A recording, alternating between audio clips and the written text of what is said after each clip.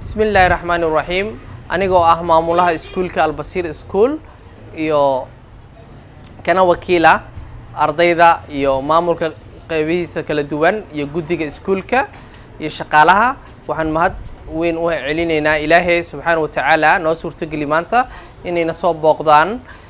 agaasinka qaybta caafimaadka dugsiyada agaasime Cabdullaahi oo maanta asiga iyo team oo hogaaminayo SOA oo ah Somali Optometric Association ururka caafimaadka dadka aragga maaragtay